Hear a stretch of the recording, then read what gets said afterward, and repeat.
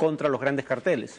Muy bien, ahora nos vamos a México. Fueron hallados 63 cadáveres en las llamadas narcofosas, producto de la violencia entre dos cárteles por el control de la ciudad. La ola de violencia no se detiene en México. Autoridades locales encontraron hasta el momento 42 cadáveres en la veintena de fosas clandestinas descubiertas a mediados de noviembre en el oeste del país, con lo que ya suman 63 los cuerpos hallados este mes, según datos ofrecidos por la Fiscalía Federal. El hallazgo derivó de una investigación sobre la desaparición el pasado 3 de noviembre de dos policías federales. Las autoridades siguen buscando más cuerpos en las fosas descubiertas en los márgenes del río Lerma y en varios puntos entre las comunidades de La Barca, situada a 430 kilómetros al noreste de la capital mexicana. El cártel de Jalisco Nueva Generación sostiene una disputa con el de los Caballeros Templarios por el control de Michoacán, una región en la que el gobierno desplegó en mayo un operativo para frenar la violencia del narcotráfico. Además de los cadáveres encontrados en Jalisco, al menos otros 21 cuerpos han sido localizados desde el 9 de noviembre en fosas clandestinas, ubicadas en otras partes de México, 13 en el estado de Guerrero y 8 en Sonora.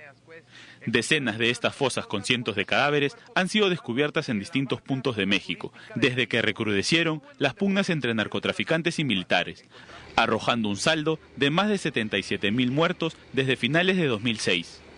De otro lado, metralletas bañadas en oro, Lamborghinis, leopardos y leones son algunas de las fotografías disponibles en Twitter y Facebook, que reflejan la forma en la que los narcotraficantes mexicanos, sobre todo los más jóvenes, usan las redes sociales para presumir una vida de excesos, violencia y ostentación.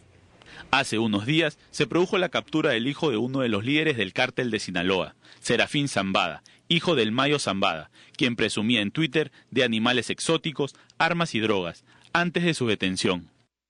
Muy bien, vamos a hablar de todo lo que está sucediendo en México, en la región donde se han encontrado estas narcofosas. Operan cárteles del crimen organizado como los Caballeros Templarios y Jalisco Nueva Generación. Estamos hablando que están acostumbrados a desaparecer a sus víctimas en ese tipo de fosas comunes, ¿no? Sí, bueno, acá el tema es que estas fosas se encuentran justo en el punto en que se encuentran dos estados de la República Federal de México, o del Estado Federativo de México, Michoacán y Jalisco. Y claro, digamos, el grupo Jalisco Nueva Generación, el cártel de ese nombre, actúa fundamentalmente en Jalisco y más hacia el norte, y los Caballeros Templarios son originarios de Michoacán. De hecho, ellos son una escisión de la llamada familia michoacana, el principal cartel en el pasado en ese estado. El punto es que esta es una zona de fricción precisamente porque es la zona de límite entre ambos estados, y entonces hay pugnas por controlar las rutas que pasan por esa zona, y esto se da poco después de que se revelara que 22 policías habían desaparecido en la zona. O sea, lo más probable es que algunos de los cuerpos que se han encontrado en una de las múltiples fosas pertenezcan a estos policías desaparecidos en la lucha contra estos carteles. ¿Qué está haciendo el gobierno de Enrique Peña Nieto para el tema de la lucha contra las drogas, contra el narcotráfico? ¿Está haciendo realmente cosas? En zona, a ver, una cosa que hizo fue decir: el éxito de mi estrategia no se va a medir por el número de líderes de carteles capturados, que era como medía la estrategia, el éxito de su estrategia el gobierno anterior, el de Calderón, que además al principio ni siquiera llevaba contabilidad del número de víctimas causadas por el narcotráfico. Peña Nieto dijo: el éxito de mi estrategia se va a medir por la disminución de la violencia contra la población, o sea, aquello que no era visto como fundamental por el gobierno anterior. En ese sentido está teniendo éxito, pero francamente marginal, o sea, no son grandes las caídas, pero hay una ligera tendencia declinante del número de muertes, y en el caso específico de zonas como esta, lo que está intentando es crear una policía militarizada.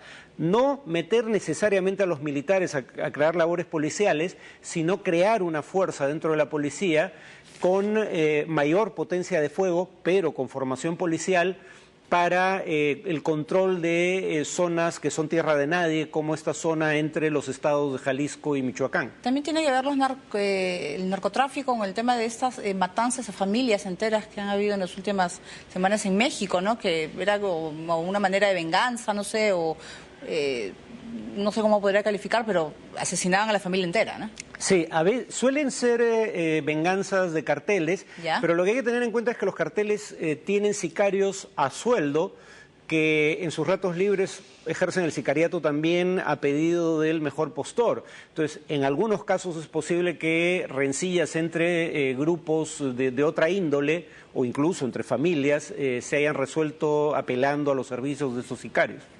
Muy bien, ahora nos vamos hasta Colombia. Han muerto 10 guerrilleros del Ejército de Liberación Nacional. Fue durante una intervención del ejército en la región del Arauca. Otros 2 rebeldes también resultaron heridos. Un nuevo y duro golpe contra el bastión del Ejército de Liberación Nacional de Colombia acabó con la vida de 12 guerrilleros, entre ellos un cabecilla. Los enfrentamientos entre los militares y la milicia se dieron en horas de la madrugada en la zona rural de Tame, ubicada en la ciudad de Arauca, una región cercana a la frontera con Venezuela. Durante esta peligrosa operación, que fue reconocida por el presidente Juan Manuel Santos como un gran logro, el ejército colombiano incautó además una importante cantidad de armamento bélico. Hay 11 fusiles recuperados, 2 pistolas, 14 granadas. Hay 2 guerrilleros que resultaron heridos, fueron capturados y están siendo atendidos en el centro hospitalario de aquí del departamento de Arauca. El Ejército de Liberación Nacional, actualmente con más de 7.000 integrantes, ha expresado en muchas ocasiones la voluntad de iniciar un diálogo de paz con el gobierno, tal y como lo viene haciendo las FARC. No obstante, el mandatario colombiano no ha mostrado interés alguno. Muy bien, ahora nos vamos hasta Argentina. Ha muerto el multimillonario Ricardo Ford. El mediático personaje sufrió un paro cardiorrespiratorio tras estar internado por una dolencia en la rodilla y en la espalda que lo afectaba desde hacía tiempo. El millonario Ricardo Ford, conocido en Argentina por su participación en populares programas de televisión, como el conducido por Marcelo Tinelli, falleció la madrugada de hoy. El argentino se encontraba internado en la Clínica Trinidad, ubicada en el barrio porteño de Palermo, desde el jueves pasado, por una fractura de fémur y por problemas en la rodilla y espalda. La noticia fue dada a conocer por Hernán Ranieri, su asistente de prensa. Las autoridades del Sanatorio de Trinidad de Palermo entregaron un parte médico que indicó que el mediático personaje presentó súbitamente un paro cardíaco, asociado a una hemorragia digestiva masiva. Ricardo Ford era nieto del empresario Felipe Ford e hijo de Carlos y Marta. Logró su mayor éxito en los medios de comunicación al participar del programa Bailando por un Sueño, conducido por Marcelo Tinelli. Años más tarde, se sumó al programa como jurado, condujo su propio espacio televisivo y organizó y protagonizó diferentes espectáculos teatrales en temporada de verano en Argentina.